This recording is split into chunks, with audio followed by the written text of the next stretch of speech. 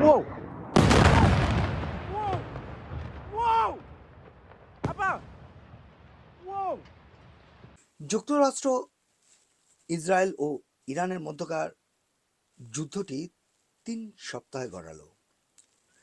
আর এই দু একদিনের সংবাদ শিরোনামে যা দেখেছিলাম তাতে মনে হয়েছিল যুদ্ধটি অতি সত্বর, আম, এই যুদ্ধটি একটি সমঝোতার মাধ্যমে পরিসমাপ্তি ঘটতে পারে।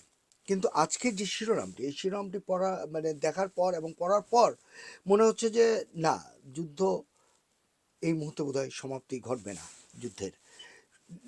এটি হচ্ছে যে তেহরানের ভাষ্যমতে তাদের একটি স্থাপনাকে লক্ষ্যবস্তু করার পর ইসরায়েলি পারমাণবিক স্থাপনার কাছে ইরানি ক্ষেপণাস্ত্র হামলা।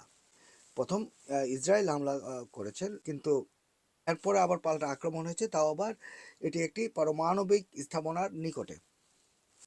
আসলে ইরান ইসরায়েলের দক্ষিণাঞ্চলীয় শহর ডিমোনায় ক্ষেপণাস্ত্র হামলা চালিয়েছে।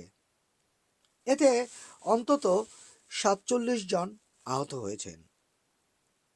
লক্ষ্যবস্তু সম্ভবত প্রায় 13 কিলোমিটার দূরে একটি পারমাণবিক স্থাপনা ছিল, ওইটা 13 কিলোমিটার দূরে ওইটি আঘাত আনে লক্ষ্যবস্তুটি আর কি। ওইখানে হামলা হয়, তো খুবই কাছাকাছি।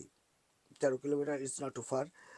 তো নিকটবর্তী আরাদ শহরেও হামলা হয়েছে, যেখানে ইসরায়েলের জরুরি সেবা সংস্থা মেগান ডেভিড অ্যাডম নিশ্চিত করেছে যে তারা বড় সংখ্যক হতাহত, তারা নিশ্চিত করেছে অনেক বড় একটা সংখ্যক হতাহত হয়েছে এবং তারা এটি চিকিৎসা দিচ্ছে।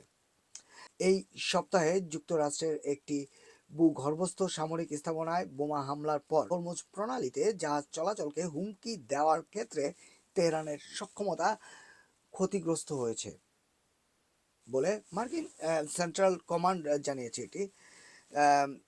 তবে এই সংঘাত চলাকালীন ইরানি বাহিনী বরাবর এই সংঘাতটি চলাকালীন সময় ইরানি বাহিনী বারবার উপসাগরীয় অঞ্চলে হামলা চালিয়েছে, যার ফলে জি7-এর পররাষ্ট্রমন্ত্রী যারা আছে তারা আজ এক বিবৃতিতে তাৎক্ষণিক হামলা বন্ধের আহ্বান জানিয়েছে। আবারও বলছি, যুদ্ধ কোনো সমাধান নয়। যত দ্রুত হোক বিশ্ব মোড়লরা একসাথে হয়ে এই যুদ্ধের বন্ধের জন্য কোনো একটা ব্যবস্থা নেবেন, এটাই আহ্বান। যারা শান্তিপ্রিয় মানুষ তাদের সকলের এটাই আহ্বান। Mohammad Nasruzzaman, HB online, London.